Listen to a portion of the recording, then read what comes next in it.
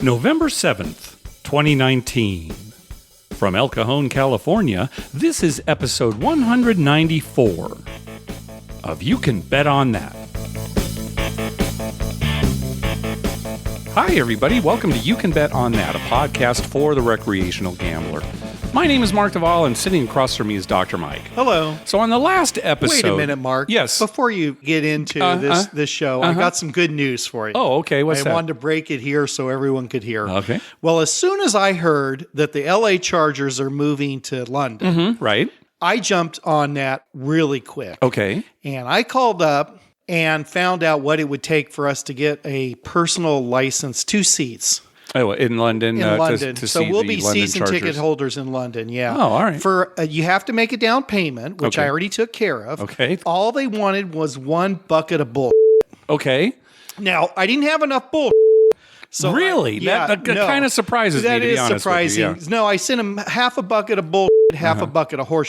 Oh, okay. And I figure nobody's really going to be able to tell the difference. Well, maybe Dean Spanos. If he tastes it, He might he'll know the difference. difference. Yeah. He'll know the difference because a lot of is coming out of that guy's mouth. Okay. But anyway, so we're all set. We are already reserved a spot.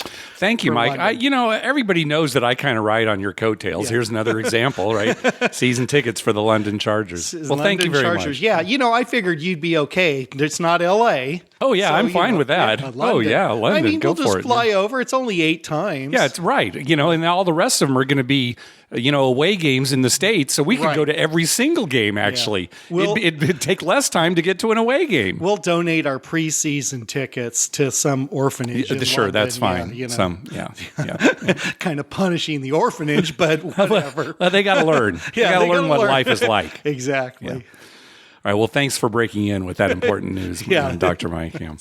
Anyway, on the last episode, we had gotten an email from listener Mike. He basically wanted to know, based on how many tier credits you earn through Caesars Rewards, can you determine your theoretical loss to get to those number of tier credits? And so when I got the email, I thought, oh, good, I can figure this out. We'll do a big math problem. Right up your alley, yeah. Figured it out. So I figured it out based on playing 8-5 jacks or better, video poker, and how long you would play and how much coin in you'd have to do. And I came up with all these numbers. And at the end, I said, now, this isn't very realistic. This isn't like real life, but, it's kind of interesting to look at these numbers. What I probably should have done was said, none of my numbers really matter at all. Right. Even though the math was fine.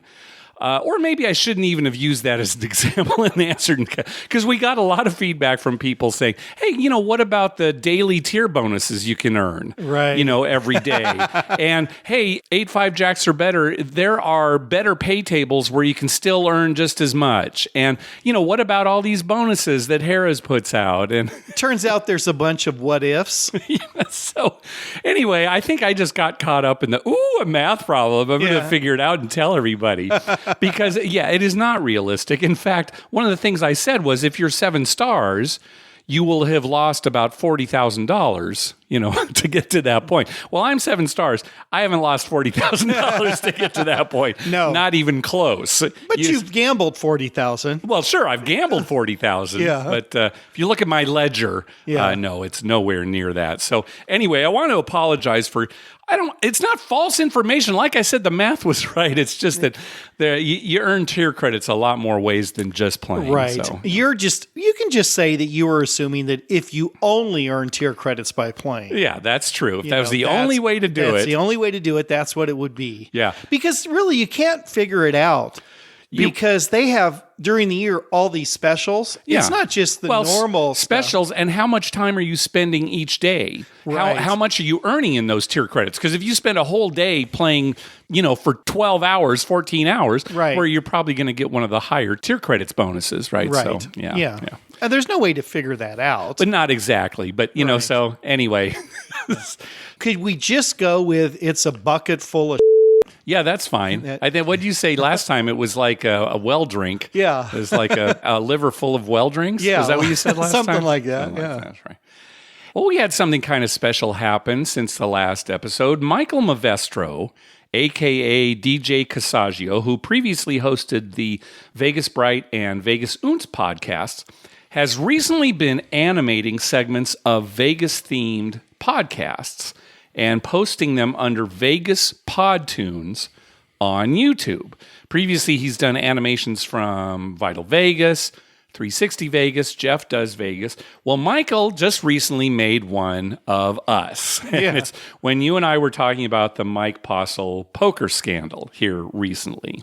And I think it came out pretty good. It's kind of funny to see us animated like that. I think it came out great. Yeah. My daughter's got a huge kick out of that. And they're like, even if you just saw it without the voices, you would immediately know it was us. Like she would immediately know it looks so much like us. Yeah, it looks like us, even though it looks like we're on South Park. Yeah, right? That's the kind of animation, right? It does. It looks like us. Anyway, thank you, Michael, for putting that together. Just go to YouTube and do a search on Vegas Podtoons. Podtoons is one word, Podtoons, and you'll see the whole library there. And I'll put a link in the show notes, too, so that you can get to it. But anyway, thanks, Michael. He picked a good clip, too. Yeah, That's the other thing. He picked a really good clip. Yeah, it was good. And the way it ended was especially good with your suggestion on time travel. So, yeah. Well, another thing, since our last episode, the Washington Nationals won the World Series in one of the most unusual World Series victories. The road team won every single game. That is so bad for the home fans. I mean, I know. You know, if you're in Houston, you went to 4 games, right? If you're a season ticket holder and you had tickets to all the, you went to 4 games and saw them lose all of them. And Washington, they're happy they won, but the fans that went to those 3 games saw them lose all 3 of them. Anyway, kind of fun. This is the first time in the 50-year history of the franchise, because the Nationals used to be the Montreal Expos. Right. So they started in 1969. First time that they've won the World Series. So this is yet another example of this huge hurdle being crossed by a sports franchise, fans, etc., that does not involve a San Diego team. The San Diego Padres started the same year as the Montreal Expos. I was really sad when Montreal left. Yeah, me too. I honestly, liked the it was a Expos. National League Canadian team. Right now, there's only one Canadian team left. Right, that's in the and American League. I don't know. I like their logo and everything. It was just kind of fun. Yeah. Well, Mark, Steven Strasburg is going to leave the Nationals, come to the Padres next year, and they're going to win the division and then the pennant and then the World Series. Oh, so well, great. If that makes you feel better, just go to bed believing that That tonight. does kind of make me feel better. And when that happens, afterwards I'll no longer be a sports fan because there'll be nothing to root for. Right? They've already won. Yeah. Probably stop doing the podcast. And Don't worry. It'll be wrong in end of April, beginning of May, I think. All right. We got an email from listener Robert. He wanted to know what you and I would do if we ever saw someone cheating at a craps game, like pass posting, something like that. Not getting paid wrong, but actually cheating. Assuming it was just you and I just rule out, oh my God, that guy's cheating. I thought this was a really good question because, on the one hand, it's none of our business, but on the other hand, cheating. Yeah. I'm not sure how I would answer the question. I guess it would depend on where we're playing. Yeah, well, I'll tell you what. You probably wouldn't want to say anything because, first of all, like you said, it's maybe none of our business. But second of all, if the guy got in trouble for cheating and you said something, you might be careful leaving the casino. Well, sure, but I mean that's life, right? I mean, if you see something going wrong, what I was going to say is if it were a casino that we frequent a lot, like Harrah's Southern California, where we're kind of friends with the staff, I might not say something right away. I might just nod at him and kind of give him I might pull somebody aside and say, hey, watch this player. Right, give him a little eye contact and tell him, hey, look at this. You know? But actually cheating, I don't know. I'd nudge you, but well, we text each other is what we do. Yeah. What should we do? I guess maybe is the better question. Here we're saying, what we would do, but if it's a mistake, if the dealer made a mistake and the guy picks it up, I'm not saying that's a big anything. no. That's not cheating. No, that's a big difference. But if you're blatantly pass posting or something, I'm not cool with that. Yeah. So I don't know if we were in Vegas and it was a place we don't play very often. Yeah, I don't know if I'd speak up or not. I'm kind of embarrassed that I don't have a like I said, answer, I'd really. be worried. Let's say we were in Vegas and it was a place we don't frequent. Yeah. But we just happen to be like we're downtown somewhere in some place that we rarely go to. Yeah. I'd be afraid leaving, that some things could happen. I don't know. That's one of those things where you're in a situation and there's no real good answer to that. Yeah, because you have to watch out for yourself. Right. And, it's really up to the casino to watch for cheating. Inevitably, yeah. I'm kind of talking through this. Really, it is their responsibility. It's not yours. Right. And it's not like it's affecting you necessarily, right? No. I mean, you're still playing the game the way that you're playing, especially if it's craps. Right. It's something else if, in blackjack, some guys marking cards or... It involves money. Yeah. And there is a difference. If it's a personal thing, like, I'm walking down the street and some guy grabs some woman. Well, and of course, sure. Then I'm jumping in. I don't even think about that. Sure. Because that's somebody getting hurt. Yeah. When it's a money thing, somebody losing money, I mean, I'm not cool with it, but I don't know if I want to get involved in it either. Yeah. Anyway, good question. Thanks for the question, Robert. It was a good question. Hey, thanks to everyone who's been clicking through our Amazon link. Remember, whenever you're going to buy something through Amazon, please go to our page first, youcanbetonthat.com, and click through our Amazon link towards the top of the page. All right, let's get to some voicemails. First up is Jackson. Hey guys, this is Jackson from Northern California.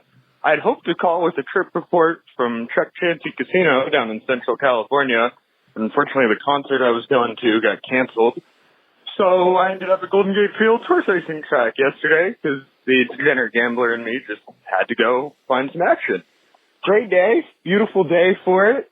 Actually won some money on the ponies, lost it all drinking beer. But I was just calling to urge anybody to go out and support their local horse track because it's a lot of fun. If you're a low roller, you can spend 4 or 5 hours there and never, break your bank. And just not enough people do it anymore. It seems to be kind of a dying sport. But we've already lost Bay Meadows up here, and I don't want to see another track disappear. So I'm just hoping that all your listeners start going out and playing the ponies because it's a lot of fun. All right. Thanks, guys. Love the show. Have a good one. Yeah, dying sport. And here on the last episode, we talked about the Breeders' Cup, and we even said, Josh, Santa Anita, they've had these problems with the horses dying. I mean, immediately my wife texted me. Yeah. I was like, oh my gosh, a horse is being euthanized. And the thing is, we were betting on the races. We were doing terribly on all the races. Yeah. And when it came to the Classic, we bet on Vino Rosso, who won. It was actually a very nice win because he went off at around 9-2, paid $11.20 on a $2 bet, but immediately marred by a horse being injured. Mongolian Groom sustained a pretty horrific injury to his left hind leg and ended up euthanizing him. Yeah. And it's like a euphemism, right? They killed him, right? I mean, it's another dead horse at Santa Anita. Yeah. So it's when it's publicly this bad, when the publicity is this bad, I know it's kind of only Santa Anita that's getting all this attention, at least this national attention.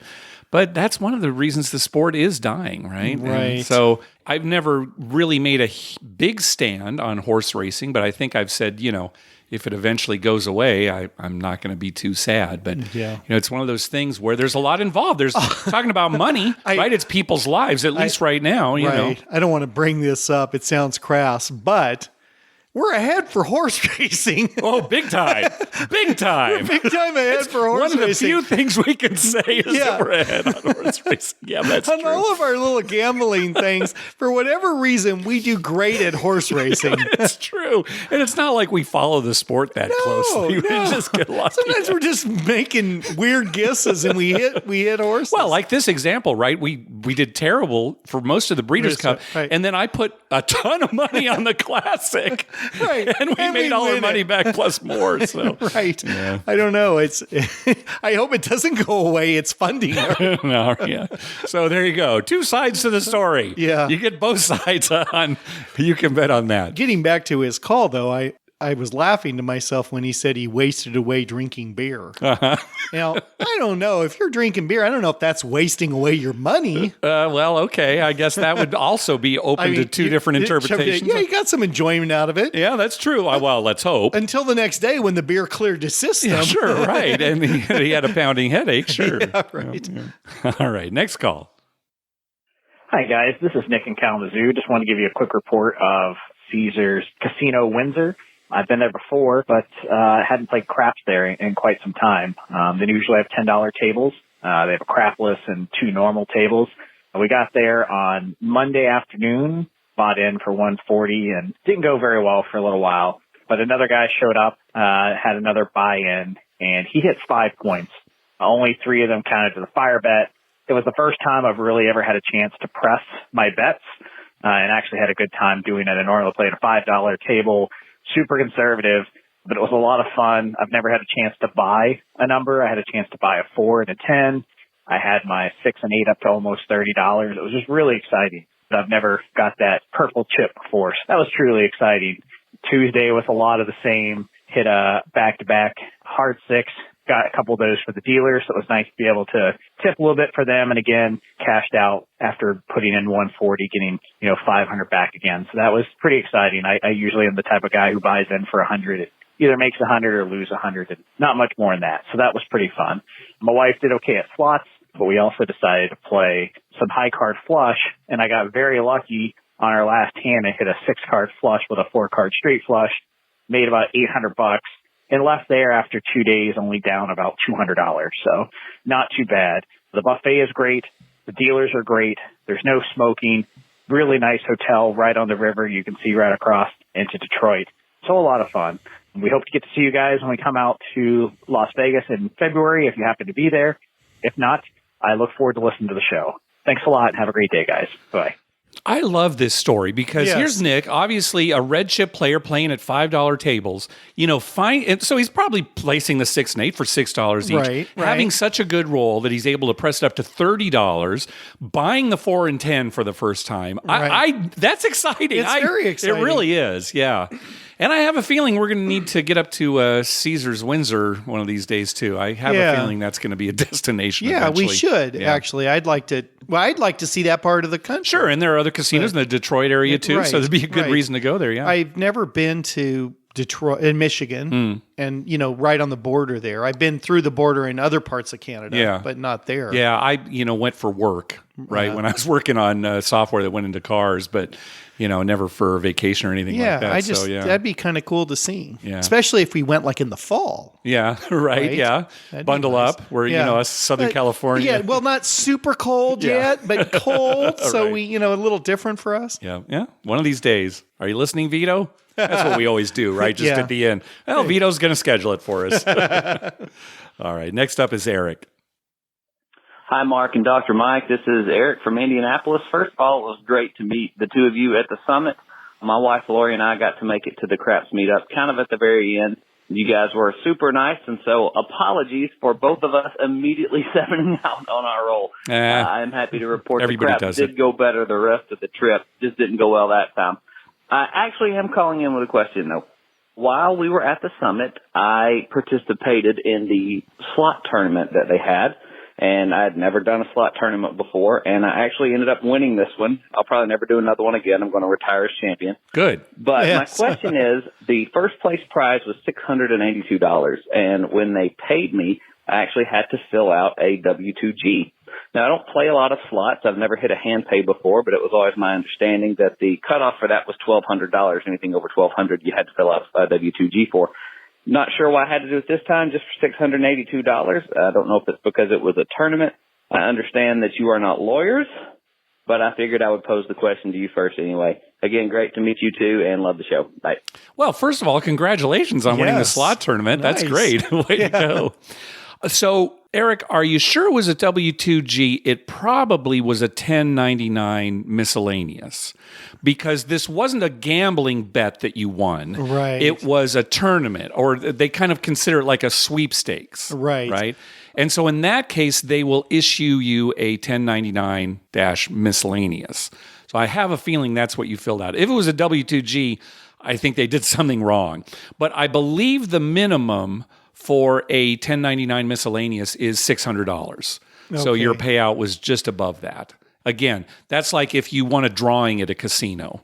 They had a car giveaway or something like that. It's not because you were playing a slot, but you had a certain amount of entries. That would be a 1099 miscellaneous. So still a tax form, but yeah. Right. And, hopefully you'll cover that with your losses and write that off. Right. Yeah. I'm not an attorney, and I can't say that you lost that much, but you lost that much. Well, see, and that's the problem now with the new taxes, right? Because in a lot of cases, people who itemize like we used to, I was kind of able to do that. And now it doesn't make sense for us to itemize. So I have to be careful That's about why you got to own a business. Yeah, that's why I got to own a business. That's, That's really the only reason. Yeah, so you can have headaches the rest of your life. All right. Next call is from Marcel. The audio is a little rough, but I think you'll be able to make it out. Hey, Mark and Dr. Mike. It's Marcel from Kitchener, Ontario, Canada calling. I love your show. Been a long-time listener, and my first time calling. Just wanted to share with you guys the best casino trip I've ever had. I'm a decidedly low roller, and me and my buddy decided to hit our casino. It's about a half an hour drive away, and I brought $100. We get there. Craps table's not open yet. And we got there at about 9. So we decided to put a blackjack. I quickly doubled up on a $10 table with the busted side bet. Decided to move over to high card flush, where my second hand, I hit a 6-card flush with a 5-card straight flush. And I was just under $1,000 payout with the $5 on both bonus bets. Finally, the craps table opened. My buddy and I go to play, $10 minimum table. He rolls for about 45 minutes. By the time he was done, some of my place bets were up to $100, which I'm never that high. He finally sevens out. It's my turn to roll. Well, I roll for another 45 minutes. I hit a 4-point fire, and then I decided to walk away. The grand total for that quick trip to the casino was $1,800 with just a $100 buy-in. It was my best trip ever. I wish I could do it again. I love your show, guys. Keep it up. All right. Have a good one. That's a great call. I love it when someone calls and has their best, night ever. $100 to $1,800. Yeah. Plus, boy, when you great. get those back-to-back big rolls and craps. See, you have the big rolls like, oh, man, what a great roll. You're a little more likely to be aggressive on the next shooter just because, you're, especially if it starts off good where like you got your money you invested back on that roll. On the second real roll, quick. yeah. And then you're like, okay, well now, I'm ahead for this roll. You just press, right? Yeah. Why not? And another good high card flush side bet story. We got to go start playing that a lot more there. That is one nice thing. You get those big flushes with a lot of cards. Right. There's a decent chance that you're going to have a straight flush in there somewhere too, to get paid on that side bet. Right. All right, next call. Hi, Mark and Dr. Mike. This is John from New York, first-time caller. I only play poker in casinos, but I love listening to your show anyway, even though I often don't have any idea what you're talking about. I'm currently on a cross-country trip from New York to California. I stopped in the small town of Wendover, Utah and Nevada, right off Interstate 80. And I stopped in the Peppermill Hotel and Casino, played about an hour of poker there, up $95. So it was a good trip. After playing, I walked around the casino to check out what they've got. They had one craps table going. They had 3 blackjack tables, 2 $5 limit, 1 $10 limit, and several other games going on, and a number of vacant tables. This was on a early Saturday evening. Everything looked really new and modern, so I asked a floor person about that. He said it's not a new casino, but they've been remodeling for the past several years. All in all, everybody was very nice and friendly. The floor people seemed competent. The poker players, I would call the game, I played 1-2 no limit. I would call the game pretty soft. Everybody seemed to be having a good time, though. And so that's it, but I would recommend it. It looks like a very nice place. I'll probably stay over in Reno tomorrow night, so maybe I'll give you a call about that. Keep up the podcast. I love listening as I'm driving cross country. Thanks.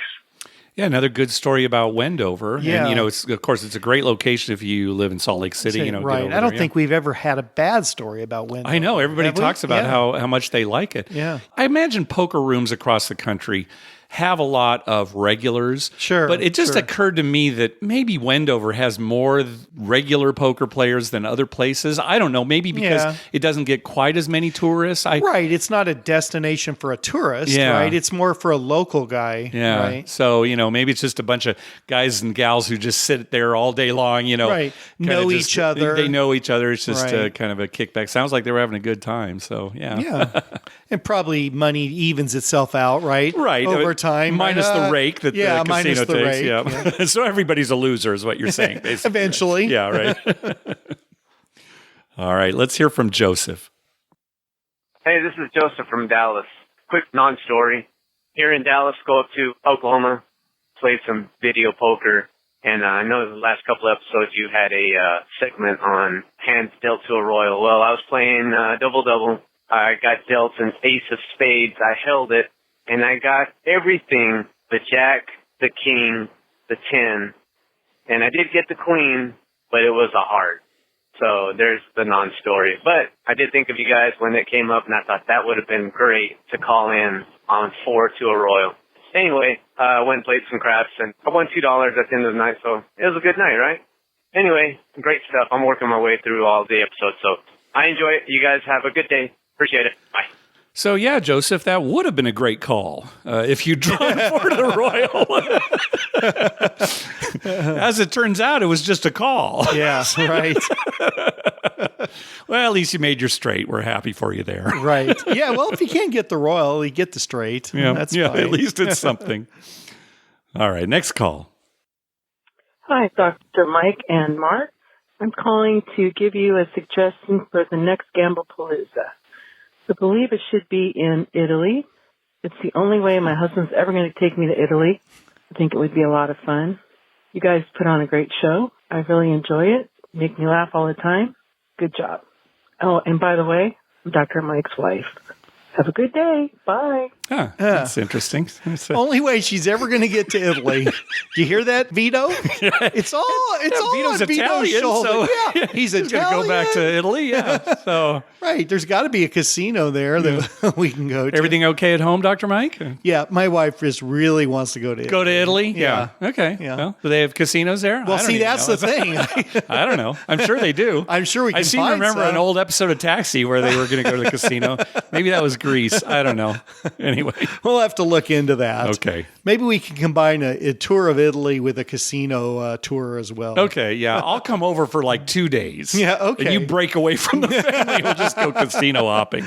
My wife just wants to go to all the museums. Oh. Yeah, there's no gambling in the museums. None at all? No. Really? No, now that I checked. Okay. You actually called. It was a little tough, the language barrier, but finally I know. And here's our craps table.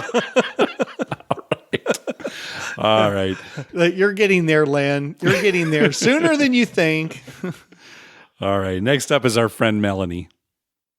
Hello, Mark and Dr. Mike. This is David from Colorado. Had a great craps experience yesterday at Ameristar Blackhawk. We had so much fun. Yesterday was a typical cold, snowy day in Denver in October. It's -2 right now. The Denver public schools were closed. All these places were closed, but the casinos opened. Well, one of them I went to did not open until 11. They normally open at 8. That was due to the snow and cold. So anyway, I had to do a little day trip to Denver to run an errand.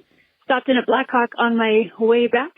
Played craps at Ameristar. It was one of those craps moments that that's why you play craps, man. The whole crew was into it. The whole table was into it. I mean, the casino was absolutely deserted, except the craps table, barely any room. And it was really fun. It was the only craps table I've ever been at where by the end I knew everyone's name, like Tommy and Birthday Wayne and Mary, Rob, Claire. We just had such a fun, eclectic group. So I was down to my last couple of trips, was up and down.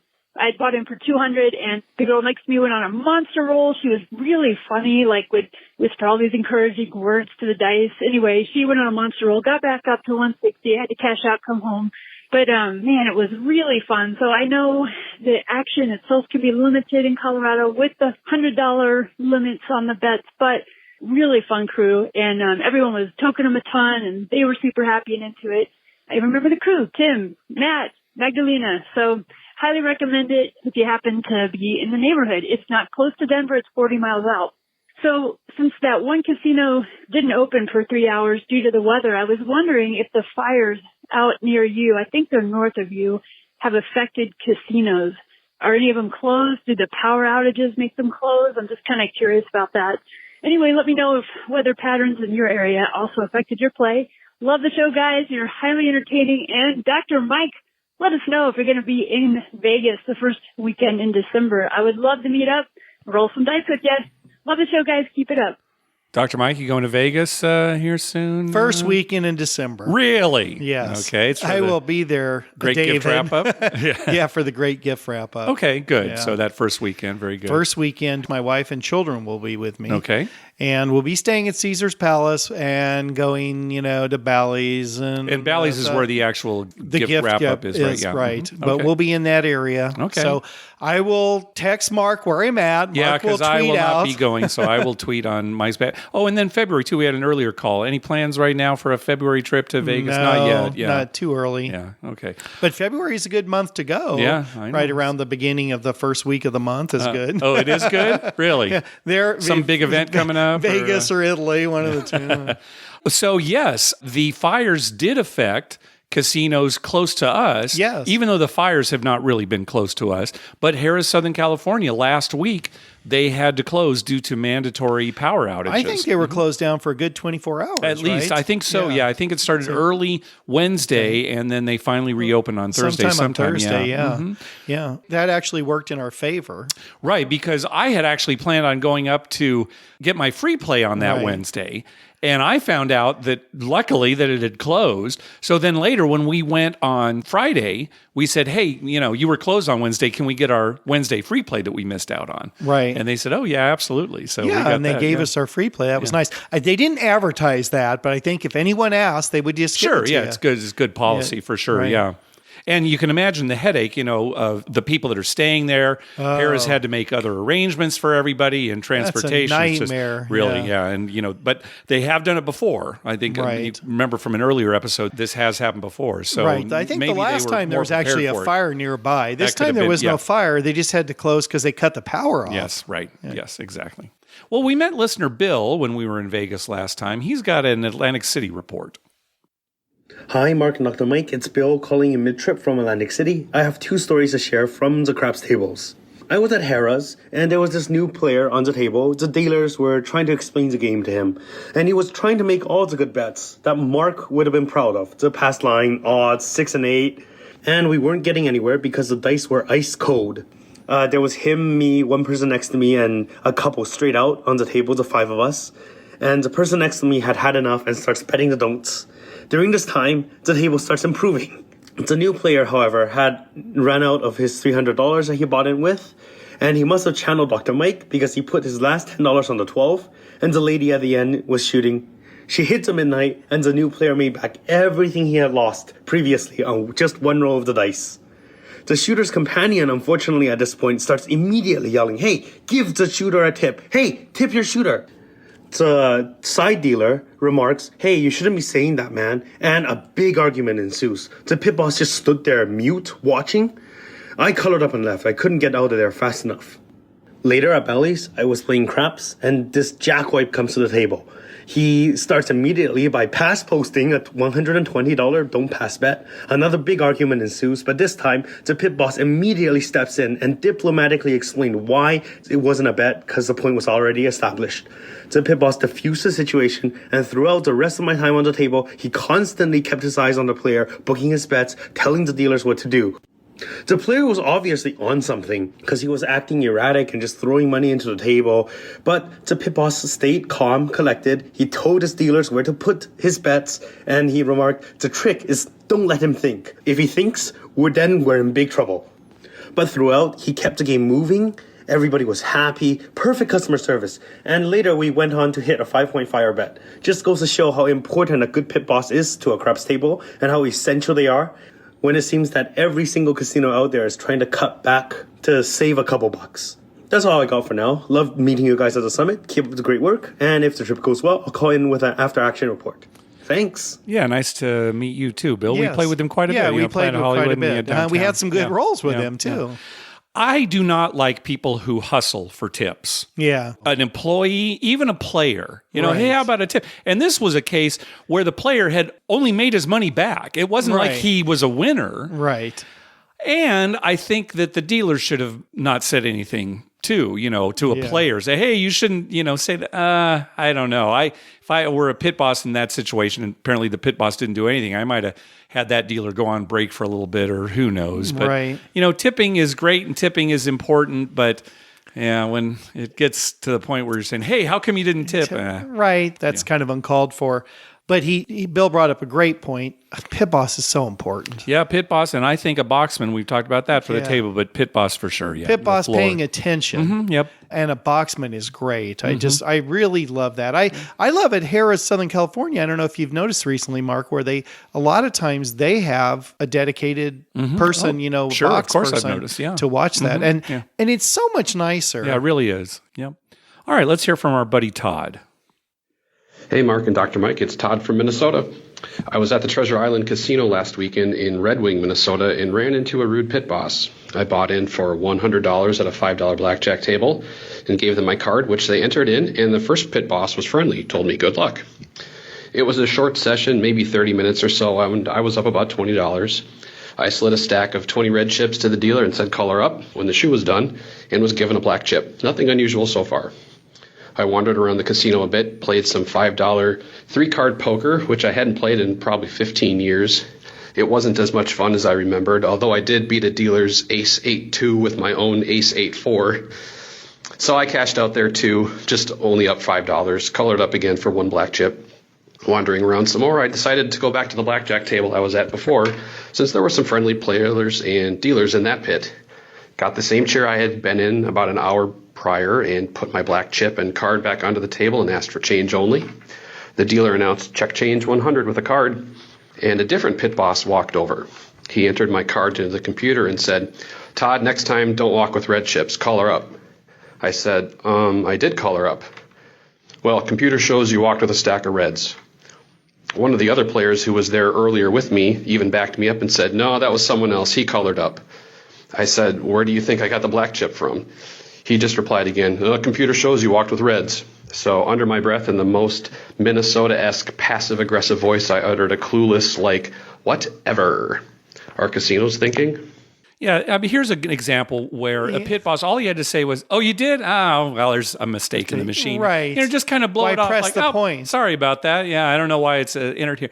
But instead, I don't even understand why they say anything. I know. Well, let's talk about coloring up for a second, too. So for those who are unfamiliar with the term color up, that just means that you've got a bunch of low denomination chips. You're about to leave the table, and you give your chips to the dealer so they can give you higher denomination chips. So you'll have fewer chips. It's easier to get around. It's good for the casino because they keep the chips on the table. Yeah, it's right. That's a very important, let's say a blackjack game, not so much at craps where the bank is so big. Right. But at blackjacks, if they're starting to run out of reds, right. And somebody's about to walk away with reds, and that's what this pit boss was getting at, right. Then maybe they need to wait for a fill or, we got to get our chips from somewhere else. So it helps player and casino. It helps player and casino, so it's a good thing to do. But sometimes, I understand when people walk away. Because sometimes, you just had a terrible beat. Sometimes in anger, it's like, no, I'm not going to color up. I'm leaving. Yeah, you're ready to I understand go. that, sure. You're ready to go. But anyway, the pit boss should have just said, oh, okay, sorry, but I don't know. They entered it wrong here. Right. That's all you have to say. Which can easily happen. Yeah. Even if you, as the pit boss, you don't believe Todd. Yeah, right. So what? What point are you trying to make by saying, well, computer said you walked away with red? Yeah, it's just stupid, right? Because you make the player mad. Yeah, right. Nobody wins. It's lose-lose. Yeah, it's lose-lose. It's crazy. All right, next up is Craig. Hi, Mark and Dr. Mike. This is Craig just calling with a wrap-up from our Reno trip. Played most of our craps at the Grand Sierra and the Silver Legacy and El Dorado. Grand Sierra, they do have the all-tall small. There are no fire bets. The dealers there are not as friendly as some of the other places, but we did run into a shooter that was a first-time roller and went on rolling for about 40 minutes, so did pretty well there. Silver Legacy definitely has the best dealers in Reno. Very good, very fast, and very friendly. overall, the trip was good. My wife and I ended up for $100 buy-in for each, and after 3 days, we walked away with $800 each. So Reno's definitely fun. $5 and $10 tables are the norm. So look forward to going back. Thanks. Another great win, right? Start with $100 each and leave with $800 each. Yeah, great. Very nice. Nice win. All right, last call. Hey guys, Eamon from Los Angeles here. A couple pre-trip quick questions, hopefully. Heading to Vegas in a couple weeks, and a friend who is new to gambling is coming with us. He's never played craps, he's played a little blackjack, but barely even knows basic strategy. I've created essentially a little pay table for him about the size of an index card with all the payouts for pass line and come odds and the bets he should place on place bets 6 and 8, 5 and 9, amounts of 6, that sort of thing. Do you think the casino will have a problem if he's referencing that while at the table so he knows what he should be getting paid on his odds and that sort of thing? And on a similar note, I really do enjoy playing video poker, but I've never really taken it seriously to any extent. It's more just a means to get some free drinks. So I've never taken the time to learn optimal strategy.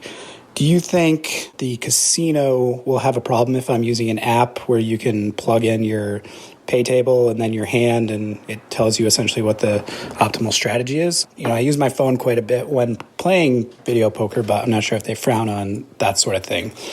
And the last question, the all tall small. Do you guys ever hedge your bet? Maybe you've talked about this. If a shooter's hit all but the 5, do you ever lay odds on any of the numbers? And if so, when? Thanks. Take care. Mike, you ever hedge your all small tall? No. Yeah. No, I don't. I don't like to hedge it. Yeah, it's not really worth it. It comes up so much. Yeah, it just comes up enough that, you don't have to, when you're playing the fire bet, and let's say you've never hit a 6 or something, so it doesn't come up that often. Yeah, if you hedge against it when you get on that 6 number. That's a much bigger payout. Yeah, that's a nice thing to do. But all tall, small, no, don't. Yeah. I was laughing when he was talking about having the paper cards at the craps table. Oh, at the craps table? Yeah, because when we're there as Rincon, I usually have especially on a Saturday, I'll have my sheet with the pools I'm in, different pools, right. and all our sports and bets all of our sports bets, and I'm marking them all wins, losses, and keeping track of stuff. And people are always laughing. Oh, Mike's doing his paperwork. Mike's got homework. And last night or Monday night, you weren't there, but I had just our daily sheet. And I was filling in some wins and losses while in between rolls. Right. A guy walks up to the table, and I don't know what he was doing, but he pulled out, he must have had about 25 or 30 sheets of paper. Okay. Folded up, and he was looking at him. He wasn't playing. He was just standing there kind of watching the game and looking at his papers. And somebody said something, oh, he's got more homework than Mike. He's got more homework than Mike. And what did he do? The guy had no clue what they were talking about. I don't know what he was doing. It was like he was reading something. It was something. It's so funny. I don't think they'll mind paper. No, so Eamon, that's not a problem at all. Your friend can have the paper there. Now, as far as you using a phone at the video poker, that's a little dicier. That's, I would say, a no-no because under the law, and again, we're not lawyers, you're not allowed to use a device to help you play a game. And for sure, Bob Nersessian, who's a popular guest on Gambling with an Edge, he has talked about how maybe nobody's been prosecuted for using a device at video poker. Don't quote me on that. I may be quoting him wrong, but why risk it? Because all it takes is that one time to, hey, you're using a device. And if you were to follow the letter of the law, it might actually be illegal. So there's no problem. If you wanted to print out a piece of paper that showed basic strategy for jacks or better or something like that, well, that would be fine. That would be fine, yeah. I mean, the casinos sell paper for blackjack and stuff, right? I mean, so you can, that's no problem. Yes. It's the device. And I don't think they're so much worried about somebody looking at basic strategy. They're worried about if there's some other way you're manipulating. Right, they don't know what you're doing, you know. Right. So it would just be a blanket. It's the same with taking photos in a casino, right? I mean, if you took a photo of me because I just hit a jackpot, that's not going to really change anything, but they're worried about somebody blackmailing somebody else. Casinos are loosening up on that now because everybody's got a camera in their pocket. And so it's good news that casinos are finally coming into the 21st century. It's like, let them take a picture. Big deal. Right. All right, well, that's going to do it for this episode. We want to thank some people for some PayPal donations. First of all, a recurring donation from Kurt. Thank you very much. Also, a donation from Brandon. He says, can you guys try to be less funny so people on my commute don't look at me weird? You know what, Brandon? I'm sorry. We cannot be less funny. Oh, I don't know about that. No, I don't think we can be less funny, Mike. Also, a donation from Michael. This has to be put on a hard 8 by Mark and let it parlay once. Oh, we were going to do it this last weekend. And I forgot. That's right. Okay. Yeah, you got to do it this weekend. We'll do it, Michael. Also, a donation from Bill that we heard from earlier. Unexpectedly got a week off of work, booked a ticket to Atlantic City. Karma donation for my first visit to the East Coast gambling hotspot. Thanks for all you do. I look forward to every episode. P.S. Binged the entire collection of bonus audio through Podcast Source. Enjoyed all of it. Sad to see it no longer being supported. You should record Dr. Mike's outtakes in a similar 10-minute bite-sized format and release it on the weeks where you don't have an episode. You can even call it Doctor's Orders. Boy, I don't know. That'd be a little dicey. I think we might lose listeners if I were to do that. Yeah. Also, a donation from Rob from Texas. Karma donation for upcoming trip to fabulous Las Vegas for the Rock and Roll Half Marathon on November 17th. They have run-through weddings during the race. Now, if they could only have a craps table rolling along so I could play while running down the strip, that would be ideal. Always look forward to hearing your show. That would be so great. Think of how thin you would be, Mike, if you could exercise while you played craps. Yeah, I don't think I want that. I'm going to see if they'll get a treadmill put up next to the craps table at Harris, Southern California. I'm going to ask this week. You ask. We'll see if I can get one. We'll see if I could ask for that, if that'd be something they'd go for. And finally, a donation from Eamon, a Karma donation for the upcoming trip.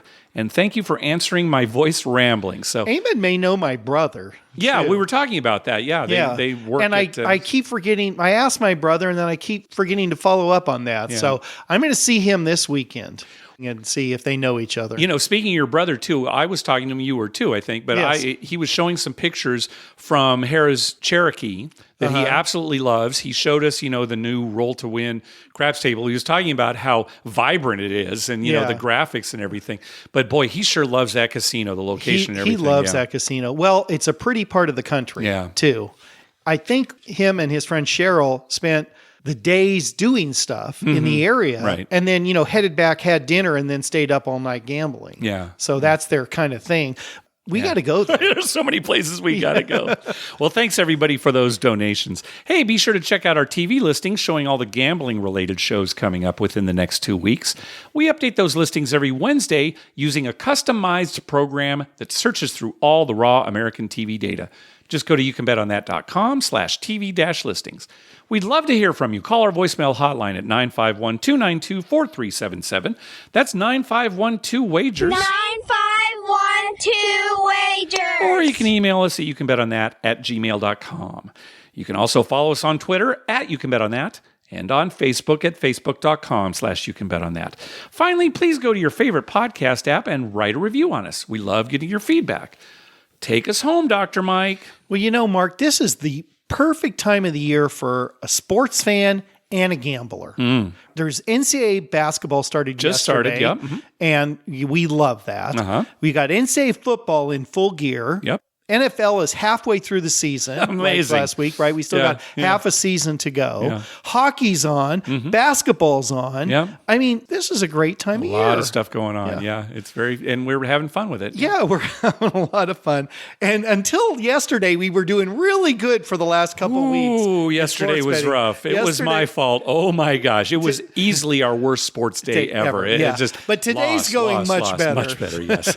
And we had a good weekend last weekend, right? Yes. So, we're hanging it kind of all, runs its course. Yeah, we're losers overall. But, but we're having fun. And we're not losing a lot. That's the nice thing. Yeah, we're losing way more money at the craps table. Although not recently. We're on a good run. We're on a run now. Again, we've had like a couple of weeks of big runs. Yeah. So I hope this continues till I get to Vegas. Yeah, really. You're going to need it. Although I'm going with my family, so the gambling will be a little muted. A little muted. A little. I stress little. Yeah. All right. Thanks for listening. Good night.